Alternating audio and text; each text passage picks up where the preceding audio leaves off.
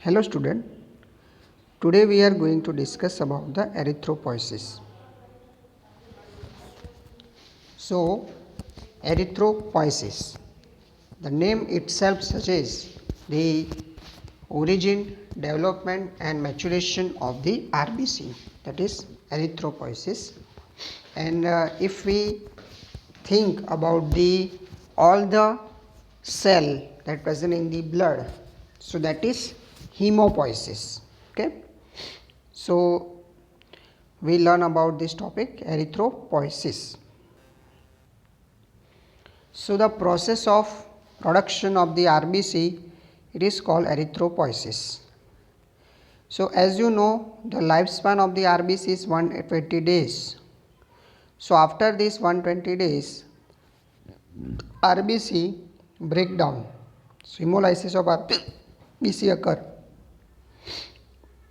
Red cell mass in normal man is 26 to 32 ml per kilogram and is woman 23 to 29 ml per kilogram of body weight.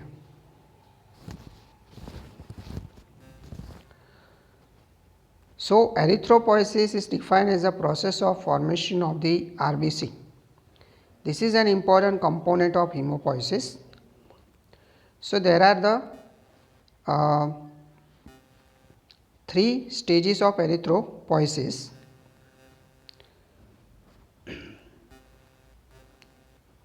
Mesoblastic, hepatic and medullary. These are the three stages of erythropoiesis. So this figure that showing the how the maturation occur. So the first cell is the stem cell that is present in the bone marrow, that is known as a pluripotent hemopoietic stem cell, PHSC. From them common myeloid progenitor is formed. From them the colony forming unit, megakaryocyte or megakaryoblast or erythroblast is formed. Then burst forming unit erythroid or colony forming unit erythroid is formed. From there pronormoblast is formed. Then basophilic normoblast is formed. Then polychromatic normoblast, orthochromatic normoblast, reticulocyte, and from there mature RBC is formed. So during this process, as you see, the size of the RBC is decreased. Okay, second is the condensation of the nucleus is occur. So finally nucleus is extruded. Also basophilic stippling is converted into acidophilic stippling. Okay, so these are all the changes that occur during maturation. Okay, so you can see pronormoblast, shape is round, size is 15 to 20 micron, cytoplasm is basophilic cytoplasm, nucleus is central nucleus with slightly clumped chromatin that contain 2 to 5 nucleoli. Basophilic normoblast, it is a shape is round, size is 12 to 18 micron, cytoplasm is less basophilic than pronormoblast, coarse chromatin nucleoli not seen.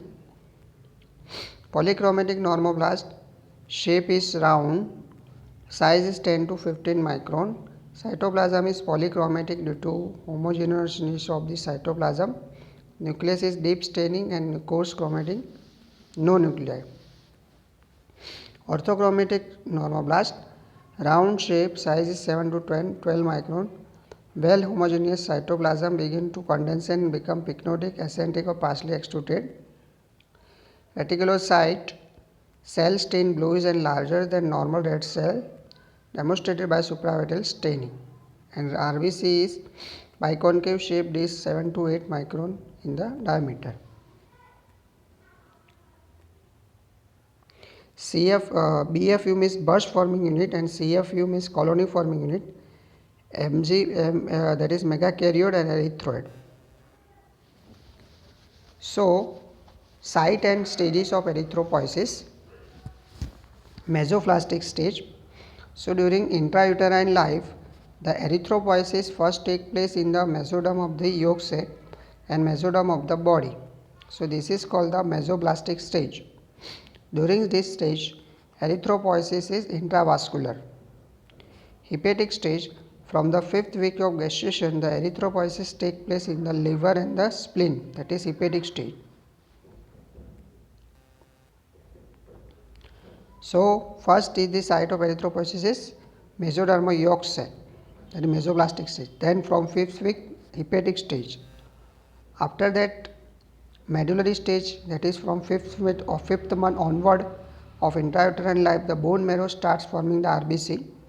So erythropoiesis in the bone marrow is very slow in the second trimester.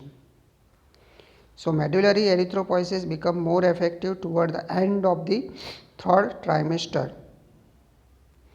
So after birth, bone marrow becomes the sole site of erythropoiesis. So in the postnatal life, if extramedullary erythropoiesis is there, so it is considered abnormal. Okay. So these are the sites of erythropoiesis, mainly the bone marrow after intrauterine life, after birth.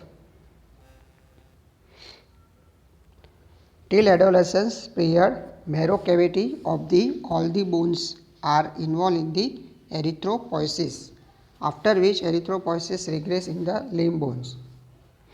After the age of 20 to 30 years, erythropoiesis is mostly limited to the sternum, ribs, vertebra, skull, pelvic and pectoral girdles. Steps of erythropoiesis. So there are 4 major stages of erythropoiesis, that is stem cell, progenitor cell, precursor cell and mature cell. So each stage has sub-stage. Red cells are formed from the pluripotent hematopoietic stem cell, which give rise to the committed stem cell. Committed stem cell form the subsequent progenitor and precursor cells that finally produce the reticulocyte and mature red cell.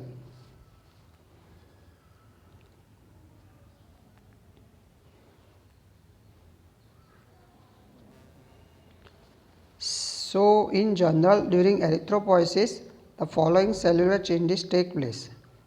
Cell size progressively reduces, size of nucleus and number of nuclei decreases, chromatin material condenses and finally nucleus disappear. Staining reaction of the cytoplasm changes from the deep basophilic to polychromatic and finally to acidophilic type. So this occurs mainly due to the gradual reduction in the quantity of the RNA material. So these are the changes occur in the cell size, size of nucleus, number of nuclei, chromatin and staining reaction of cytoplasm during erythropoiesis. So stem cell, pluripotent stem cell. So pluripotent stem cell are the mother stem cell that form the stem cell for different cell line. Stem cell have the 2 unique properties. First is the self renewal, second is the differentiation. So they have the capacity to renew themselves. Therefore at no time bone marrow is depleted of the stem cell. So they have the capacity to develop into the subsequent progenitor cell. Stem cell, committed stem cell. So these cells develop from the pluripotent stem cell. These are specific 2 categories of the stem cell. Stem cell for the myeloid series and second is the lymphoid series. Myeloid stem cell that form the erythroid series, megakaryoid series, monocytic series and granulocytic series. Erythroid stem cell give rise to the progenitor cells for erythroid cell line. So there are the 2 progenitor cells, okay, burst forming unit erythroid and colony forming unit erythroid.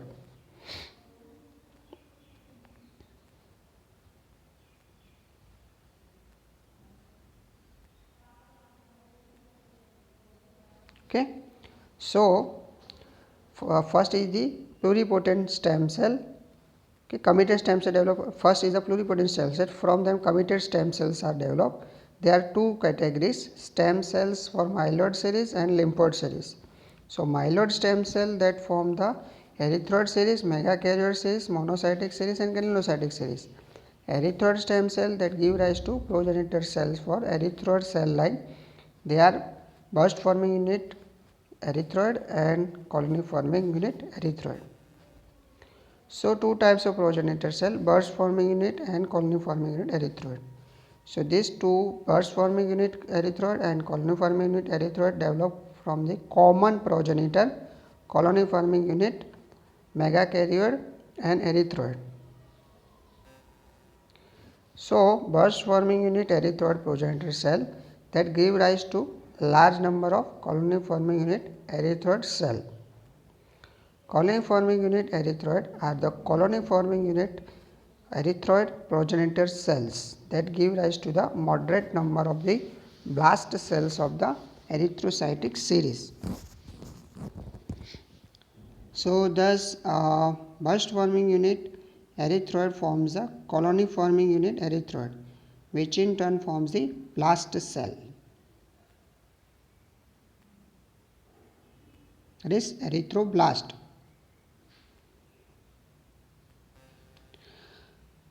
So precursor cells, the blast cells are the first to the morphologically identifiable cell in the bone marrow in the erythropoiesis. So they are the two precursors for the erythrocytic series. Precursors for the erythrocytes are called the erythroblast. It is also known as normoblast. Normoblast develop from the pro-normoblast.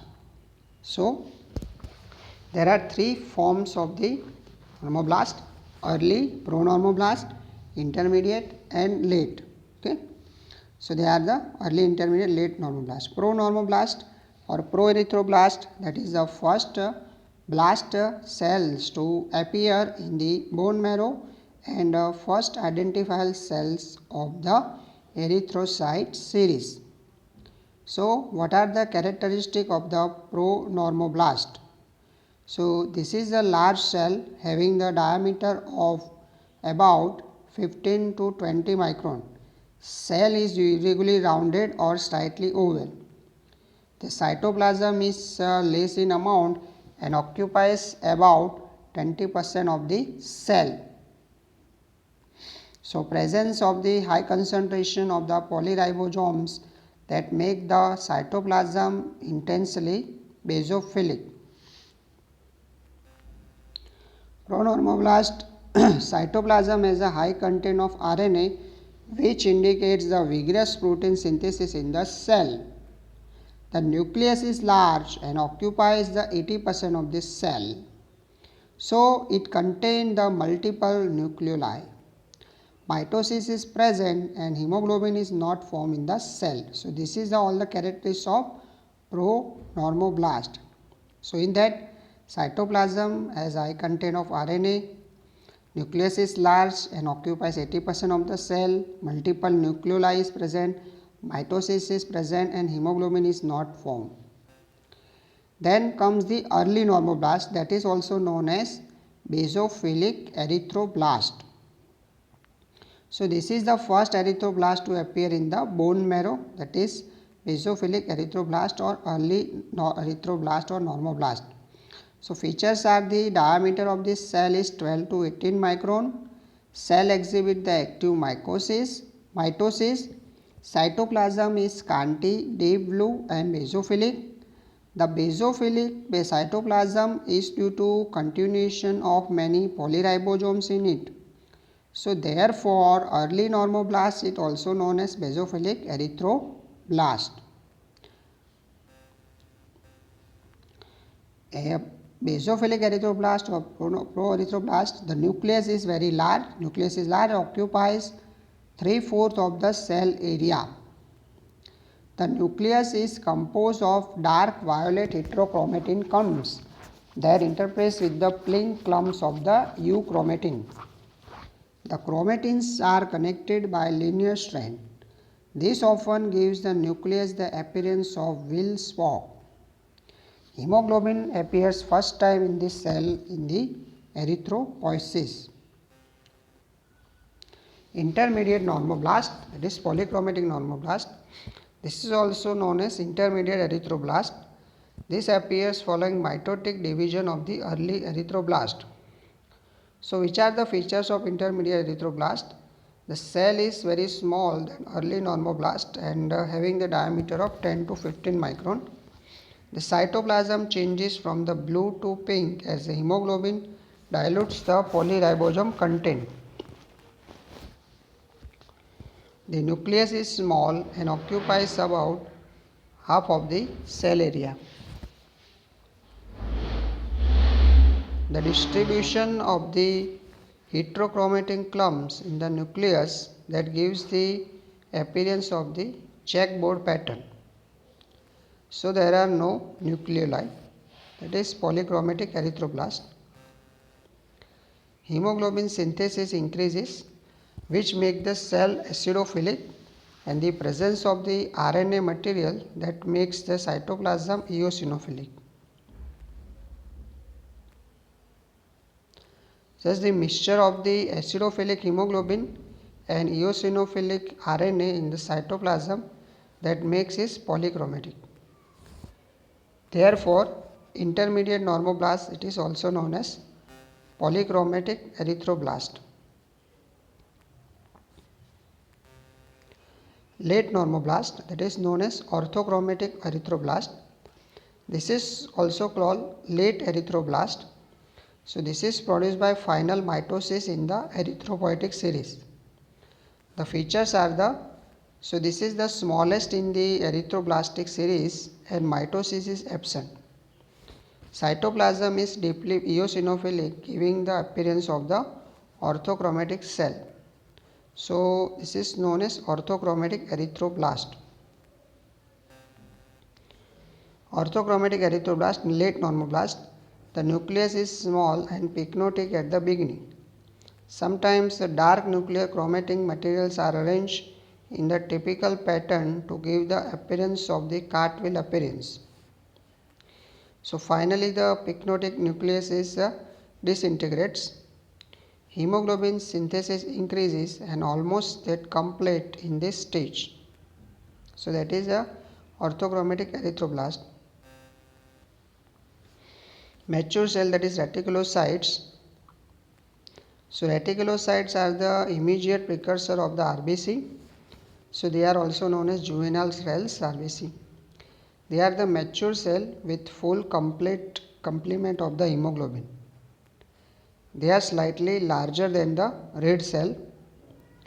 They have a network of the reticular nuclear material. The reticular network is nothing but remnants of the disintegrate organelles and especially of nuclear fragments. So, due to presence of the reticular network, the cells are called the reticulocytes. So, this is about reticulocytes. Reticulocytes, they are stained by the supravital stain. So, the hemoglobin synthesis continue in some extent in some reticulocyte. The reticulocyte is 0 to 1% of the red cells in the adults. Erythrocytes are the final cells in the erythropoiesis and they are the biconcave disc. They have the diameter of about 7.5 micron. Duration of the erythropoiesis. So, the total period of erythropoiesis occur in the 7 to 9 days. So, it takes about 5 to 7 days for progenitor cells to become the reticulocyte and another 2 days for reticulocytes to become red cell.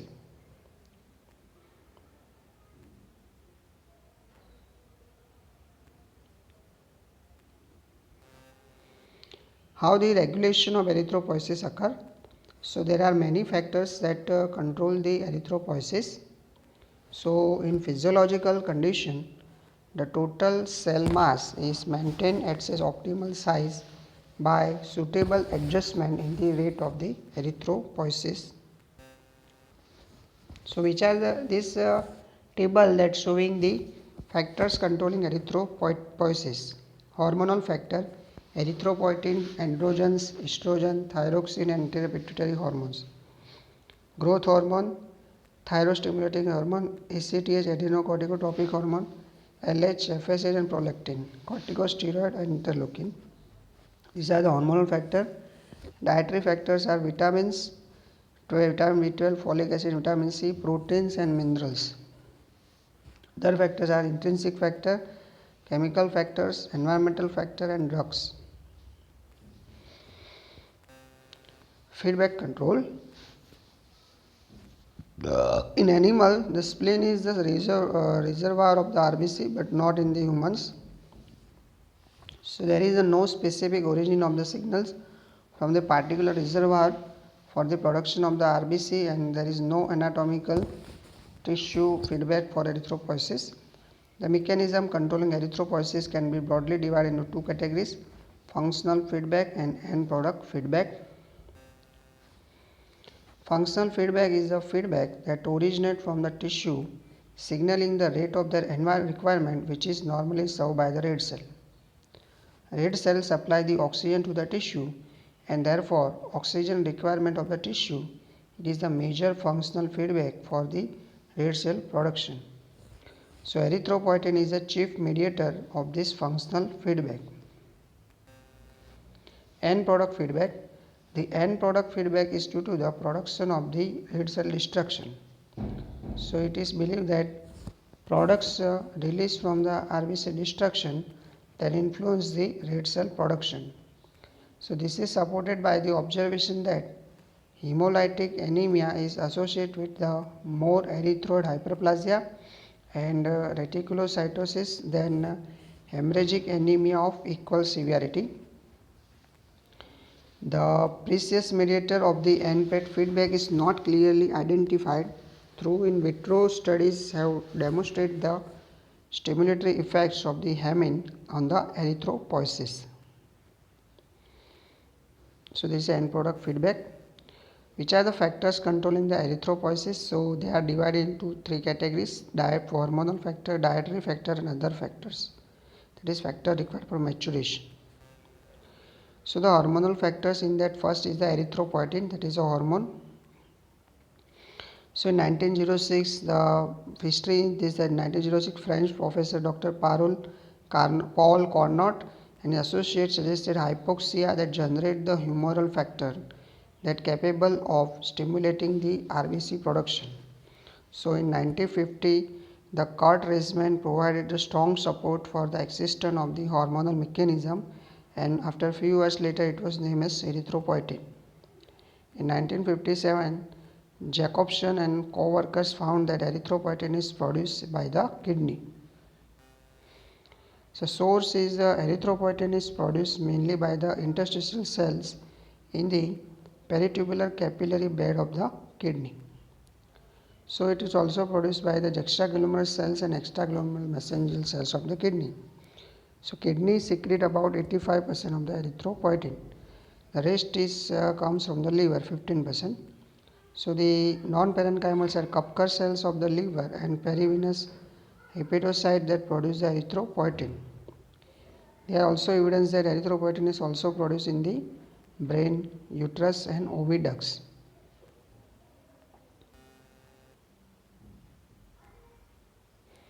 So if the renal disease occur, that it produce anemia, because the kidney is the major source of production of erythropoietin. So chronic renal disease that reduce the renal mass. So there is a insufficient production of the erythropoietin. So RBC erythropoiesis is impaired. So anemia occur. So anemia also occur following nephrectomy, because in that also the renal tissue decreases. So in that condition, erythropoietin produced by liver, it fails to meet the normal demands of erythropoiesis, as its amount secreted from the liver is not adequate as compared to that produced from the kidney. Mechanism of action. So erythropoietin that acts on the erythropoietin receptors that belongs to cytokine receptor superfamily. So this receptor has tyrosine kinase activity. So binding of the erythropoietin with its receptor, it's initiate the activation of the cascade of the serine and threonine kinase that finally leads to activation of JAK2 protein. So formation of JAK2 protein and other signaling protein that bring about the changes in the cell function in the similar way that occur in the growth hormone. Function of the erythropoietin. So erythropoietin stimulate the erythropoiesis in several ways. How? So it act mainly on the progenitor cells and early precursor cells.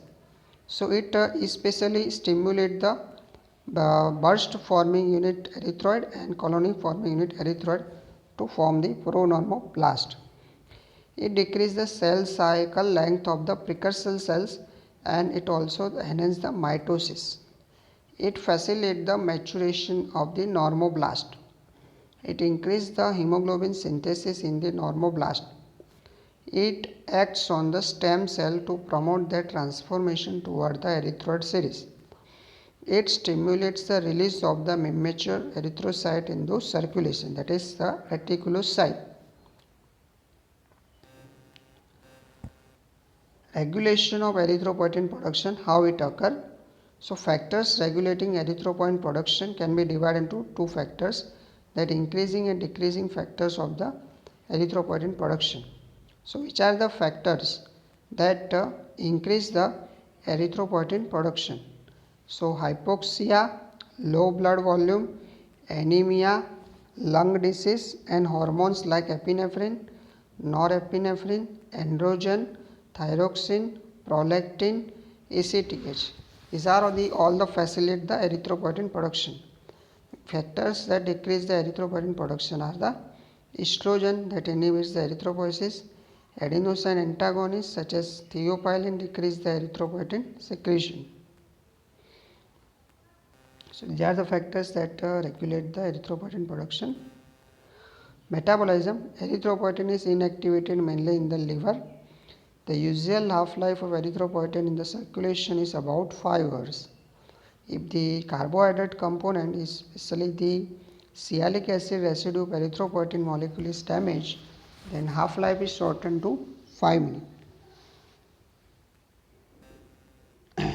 What is the role of interleukins and granulocyte monocyte colony stimulating factor? Granulocyte macrophage colony stimulating interleukin 1, 3 and 5. They are produced mostly from the T cell and act mainly on the stem cells to convert them to the progenitor cells.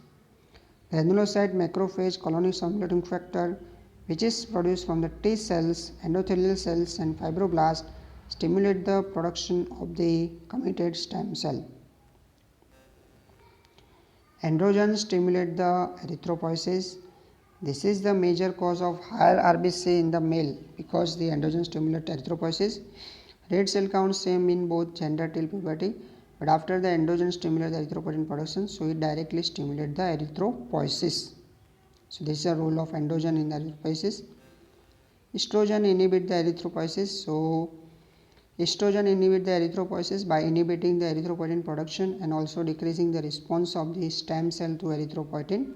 So estrogen also decrease the hepatic synthesis of glucoglobulin, that is a plasma protein. What is the role of thyroxine, cortisol and growth hormone? So thyroxine, it stimulates the erythropoiesis. So the mechanism is not known, but it stimulates the erythropoietin production. Growth hormone also increase the mitosis and maturation of erythroid precursors. Cortisol also produces the mild erythrocytosis. Dietary factors. Iron. So iron, it is mainly responsible for synthesis of hemoglobin. So iron is a raw material for the synthesis of the heme component of the hemoglobin. So in the iron deficiency anemia, hypochromic microcytic anemia is occur. So vitamin B12 and folic acid. So there are two vitamins are necessary for maturation of RBC precursors. that promote the DNA synthesis.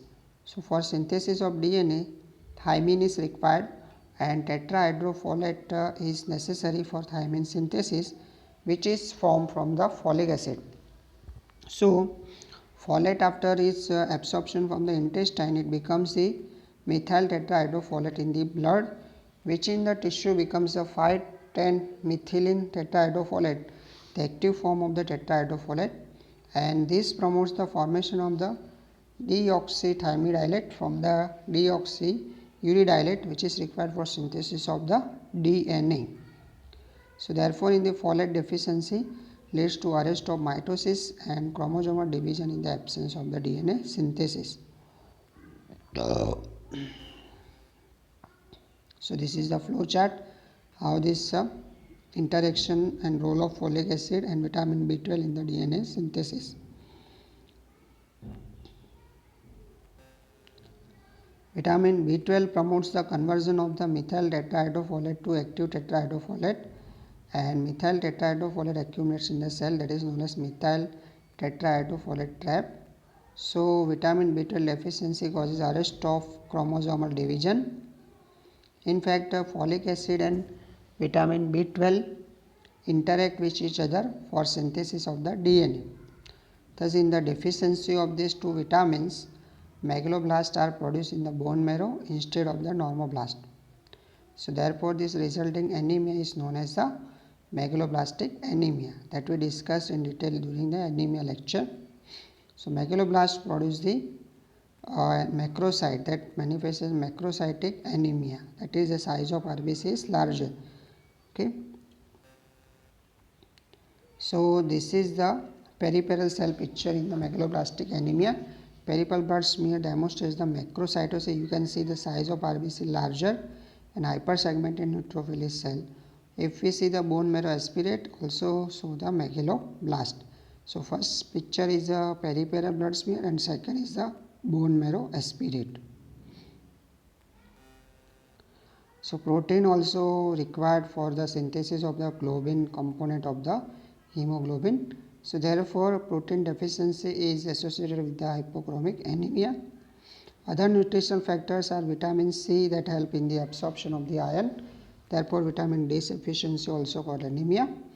Minerals like copper and cobalt also influence the hemoglobin formation. So deficiency of cobalt and copper also leads to the anemia. Other factors are intrinsic factor. So intrinsic factor of Castile, it is secreted from the parietal cell of the stomach. It is also known as oxyntic cell. So it is helps in the absorption of the vitamin B12, extrinsic factor from the terminal part of the ileum.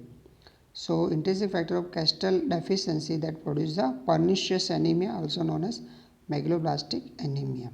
Because intrinsic factor of Castile deficiency, so there is a no release, so vitamin B12 absorption does not occur and it produces a megaloblastic anemia. Hypoxia due to any other causes increase the erythropoiesis by increasing the erythropoietin production. Common physiological causes of hypoxia is high altitude. Hypoxia occurs at high altitude due to decreased oxygen content that decrease the oxygen availability at the tissue. So pathological causes of hypoxia are the anemia, low blood volume, cardiac disease that decrease the tissue blood flow in the heart failure, and respiratory disease. Drugs and chemical. Vasoconstrictor agents like catecholamines, nucleotides like cyclic AMP, NAD, NADP, products of red cell destruction, cobalt salt and thyroxine that stimulate the erythropoiesis.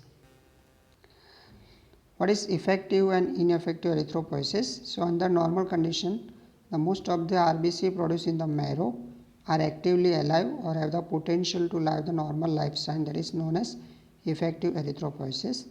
The fraction of the red cell production is ineffective with the destruction of the non-viable RBC either within the marrow or shortly after they are released into circulation. So when the percentage of the production of this non-viable red cell is increased, the erythropoiesis is called ineffective erythropoiesis. Ineffective erythropoiesis is suspected when reticulocyte is normal despite the erythroid hyperplasia of the marrow. So these are the flow chart that showing how this oxygen is important regulatory RBC production. When we go to high altitude or anemia or low blood volume occur, cardiac disease, respiratory disease, they produce hypoxia. So tissue oxygenation decrease. So increase stimulate the release of erythropoietin from the kidney. So it will go in the hematopoietic stem cell and convert progenitor cell into normoblast and red cell, and so red cell increases and it increases the tissue oxygenation. Reticulocyte. So reticulocytes are the juvenile RBC that is present in the bone marrow. So they develop in the mature red cell and few of them pass into circulation with the red cell. So during the process of development of these cells in the erythrocytic series, the nuclei are lost but not the cytoplasmic RNA. So reticulocyte do not possess the nuclei but it contains the network of the reticulum in the cytoplasm that represent the remnants of the basophilic cytoplasm of the precursor cell. So these are the reticulocyte that is seen in the blood smear by supravital stain or new methylene blue stain. So reticulocyte are look like a reticulum, okay, and stained by supravital stain. So on vital staining with crescent blue, the reticular network appear in the form of the heavy clumps of small dots or fan thread connecting two small nodes. The ribosome and cytoplasmic remnants of the reticulocyte that pick up the supravital stain like new methylene blue. The stain is allowed to penetrate the cell while in the living condition. Supravital cell also reveal the basophilic stippling. The red cells are smaller than the reticulocyte and do not contain the nuclear material. Reticulocytes are produced in the bone marrow from the late normoblast. The nucleus is removed from the late normoblast to become the reticulocyte. The reticulocyte lose their the mitochondria and ribosomes and basophilic ring to become the mature RBC. About 1% of circulating RBC is replaced every day by newly formed the RBC. So with the release of this young cell into the circulation, a few reticulocytes are also released. So when the bone marrow sends out the red cells at the increased rate, the more reticulocytes are released. So this number of the reticulocytes in the peripheral blood, it's the index of the erythropoiesis in the anemia. So reticulocyte count is performed to assess the therapeutic response of the anemia to the treatment, in which the patient is deficient in one of the substrate that is essential for the synthesis of the RBC. So when therapy is begun, new RBCs are formed and released rapidly into the circulation before they are fully mature. So many reticulocytes are released with the release of young cells. So this results in the increase in the reticulocyte that is known as reticulocyte response. Reticulocyte response indicates the favorable response to the treatment. So this is typically observed at the beginning of treatment for the pernicious anemia or iron deficiency anemia. So this is reticulocyte response. So when the vitamin B12 is administered as a part of the treatment for the pernicious anemia, the number of the reticulocyte increase in the blood in the initial phase of treatment, which indicate that patient is responding to the treatment. So when the iron is given in the treatment of the iron deficiency anemia, then what happened? Reticulocyte number increase. So what is the difference between the reticulocyte and RBC? So size of reticulocyte is 8 micron and red cell is 7.5 micron. Nuclear material is present in reticulocyte and absent in the RBC. Count is very few in reticulocyte. Plenty is 5 millions per cubic mm of blood in the RBC. MCHC less in reticulocyte and more in the RBC. So what is the alteration in the reticulocyte count? Reticulocytosis. So increase in the reticulocytes count is known as reticulocytosis. This is seen in the various physiological and pathological condition. Physiological condition are the newborn and infants have the higher number of the reticulocyte than adults. Count is more at high altitude. Pathological causes of the reticulocytosis are hemolytic anemia, in which the excessive loss of blood occur, acute hemorrhage during treatment for deficiency anemias, reticulocyte response, and any condition that stimulate the bone marrow to produce the RBC. Reticulocytopenia is no physiological reticulocytopenia, but it always indicates the disease state, and it is seen in plastic anemia, myxedema, hypopituitarism, and leukoerythroblastic anemia. So what is a leukoerythroblastic reaction? So it is leukoerythroblastic reaction is used to describe the presence of the immature myeloid cells and nucleated RBC in the peripheral blood, which often occurs as a consequence of the disturbance of the bone marrow architecture by abnormal tissue. So this is seen in the secondary carcinoma of bone, myelofibrosis, post-splenectomy states, thalassemia major, and multiple myeloma. Reticulocyte count in ineffective erythropoiesis. So reticulocyte remain normal in ineffective erythropoiesis. In fact, ineffective erythropoiesis is suspected when reticulocyte is normal despite the erythroid hyperplasia of the marrow. Reticulocyte index. So effective erythropoiesis is estimated by reticulocyte, which is normally expressed as a 1% of the percentage of the red cell. However, it is also expressed as the total number of circulating reticulocyte per unit of blood. Absolute reticulocyte percentage into red cell count. So to use the reticulocyte percentage as a measure of rate of red cell production, the percentage may be corrected for the hematocrit. So this is called reticulocyte index or corrected reticulocyte count. So reticulocyte index is the reticulocyte percentage into actual hematocrit and normal hematocrit. So this will end this topic, erythropoiesis. Thank you.